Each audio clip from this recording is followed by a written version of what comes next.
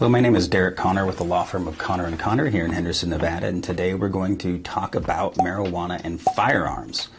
This is an area that's been covered a bit in the past. I think most people are pretty aware of where we stand with the law of marijuana use and firearm possession, rather. Under 18 U.S.C. 922 G3, marijuana users are prohibited from possessing firearms. That is a federal law, and that is also the law of many states, including Nevada. If you use marijuana, even recreational marijuana, where it's legal here, you are still not allowed to possess firearms or even ammunition.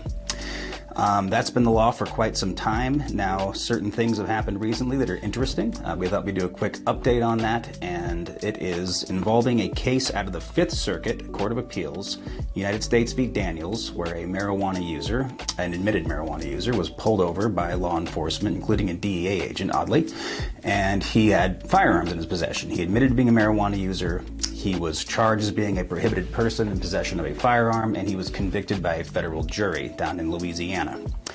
He appealed that conviction, claiming that the 922G violated his Second Amendment rights pursuant to the new case, Bruin, out of New York.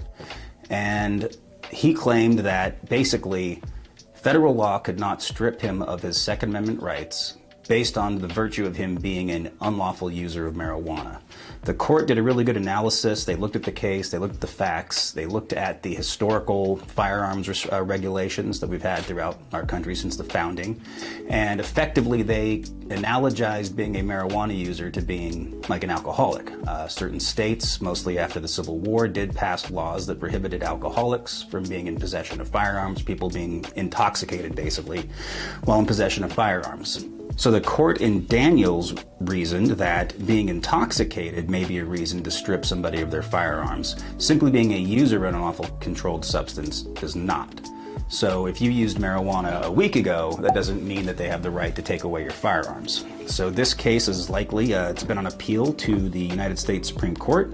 There is currently a petition for certiorari. It has not yet been granted last time I checked, but we may see what happens. So Daniels is a big deal because if the Supreme Court does rule on this case, it should resolve a circuit split among the circuits here in the United States. For example, here in Nevada, the Ninth Circuit, in the case of Wilson v. Lynch, the court held that yes, 922G was constitutional and a marijuana user was not able to purchase firearms here in Nevada.